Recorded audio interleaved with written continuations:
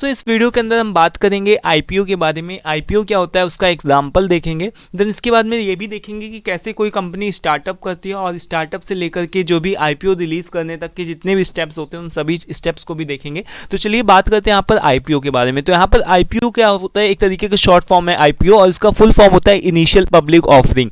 तो आईपीओ का मतलब सीधा सा ये होता है कि जब भी कोई कंपनी जो होती है, एक छोटी कंपनी होती है, वो शेयर मार्केट के अंदर अपने आप को रजिस्टर करवाती है और फर्स्ट टाइम अपने शेयर्स को इशू करती है, यानी कि रिलीज करती है, तो उसको ही हम क्या बोलते हैं आईपीओ। और जो कंपनी होती है वो कंपनी फर्स्ट टाइम जब रिलीज़ कर लेती है, अपने शेयर्स को रिलीज़ कर लेती है, तो वो जो प्राइवेट कंपनी होती है वो प्राइवेट नहीं रहती है, वो पब्लिक बन जाती है। ठीक है, तो ये भी बात होती है। तो यहाँ पर देखो इसका क्या मतलब है कि process by which a private company becomes a public company by offering its share to the public for the first time. क्योंकि इसके अंदर दोस्तों पब्लिक का भी पैसा लग जाता है, इस वजह से ये कंपनी जो होती है वो केवल प्राइवेट नहीं रहती है और पब्लिक कंपनी बन जाती है। ठीक है, तो अब यहाँ पर मैं आपको एक एग्जांपल देकर के बताता हूँ। सपोज दैट कि मेरी यहाँ पर कोई कंपनी है, ठीक है, ये कंपनी है और इसका जो भी पूरा रेवेन्यू, ये एक जो कंपनी है वो मान लो कि 100 करोड़ की कंपनी है। ठीक है, तो अब मेरा जो मन है ये क्या करने का है कि मैं थोड़ा सा अपने आप को एक्सपेंड करूँ, थोड़ा सा अपने आप को कि अपनी कंपनी को ग्रो करवाऊँ।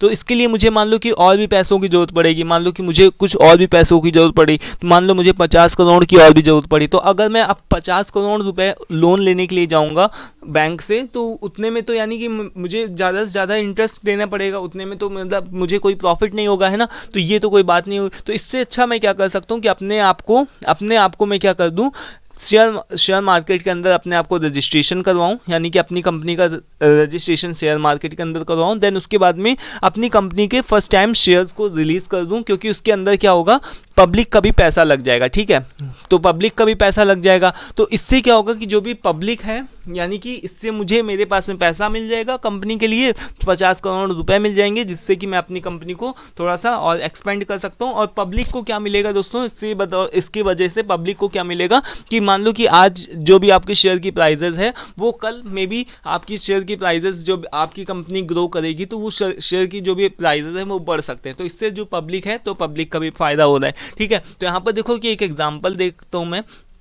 जिससे कि आपको क्लियर हो जाएगा। यहाँ पर आप देखना 21 सितंबर 2020 को एक रूट मोबाइल करके एक कंपनी है, तो इसने अपने शेयर्स को इशू किया, जिसमें से हर एक का जो भी प्राइस था वो था 350 रुपीज़। ठीक है, और 28 सितंबर यानी कि 7-8 दिनों के बाद में ही केवल जो उसका प्राइस था दोस्तों शेयर्स का, वो क्या हो गया, पर शेयर का प्राइस कितना हो गया, 938 रुपीज़। तो यानी कि अगर जिस पर्सन ने यहाँ पर 350 रुपीज़ के शेयर्स पर शेयर्स को खरीदा होगा, तो उसका कितना ज़्यादा प्रॉफिट हो गया। ठीक है, और इसके साथ ही साथ में कंपनी को भी उसको सारे जो भी पैसे थे वो भी उसके मिल गए। ठीक है, तो ये चीज़ होता है, इसी को हम लोग क्या बोलते हैं, आईपीओ बोलते हैं। तो अब इसके स्टेप्स को देख लेते हैं। तो स्टार्टअप फेज में क्या होता है कि जब भी कोई कंपनी स्टार्ट करती है तो आइडिया फॉर्मेशन के साथ में प्रोडक्ट और सर्विसेज के साथ में डेवलपमेंट करती है, सीड फंडिंग करती है। इस तरीके से कोई भी स्टार्टअप फेज के अंदर क्या होती है कि कंपनी क्या करती है, स्टार्ट करती है। देन ग्रो के अंदर क्या होती है कि प्रोडक्ट लॉन्च होता है, मार्केट एक्सपेंशन होता है, रेवेन्यू का जनरेशन होता है। अब जब ये सारी चीज़ें हो जाती हैं तो प्री आईपीओ प्रिपरेशन होती है, यानी कि अब हमारे पास में क्या हुआ कि पैसा आ गया। तो अब पैसा आ गया तो अब हमको पैसे को इन्वेस्ट करना है, यानी कि अपनी कंपनी को ग्रो करना है। तो उसके लिए मैं क्या करूँगा कि प्री आईपीओ प्रिपरेशन करूँगा। इसके लिए मैं क्या करूँगा, लीगल और सभी चीज़ों को, जो भी लॉ वगैरह को देखूँगा, फाइनेंशियल ऑडिट्स और रिपोर्टिंग, इन सभी चीज़ों को करूँगा। देन आईपीओ प्लानिंग का मतलब क्या होता है कि अपने बैंकर्स जो भी, यानी कि हायर इन्वेस्टमेंट बैंकर्स, यानी कि उन सभी बैंकर्स को हायर करना जो कि क्या कर सकते हैं, आईपीओ प्रोसेस को प्रॉपर्ली मैनेज करेंगे।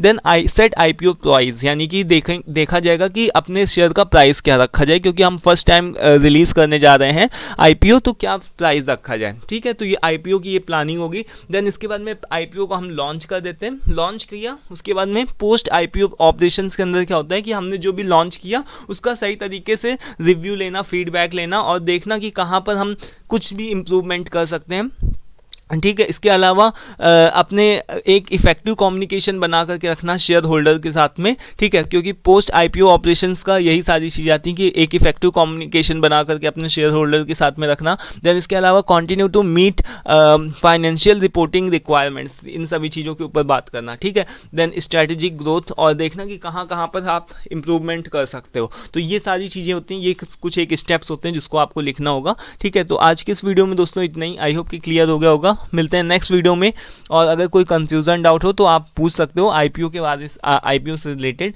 तो thank you for watching this, मिलते हैं नेक्स्ट वीडियो में। Till then take care, thank you and bye bye.